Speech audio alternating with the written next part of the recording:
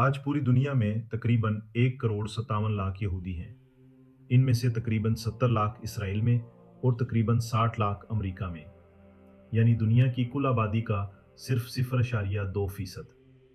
लेकिन असर दुनिया की बड़ी ताकतों के बराबर। अब सवाल ये है, एक छोटा सा मुल्क इतनी ताकत कैसे रखता है? इसका जवाब है टेक्नोलॉजी।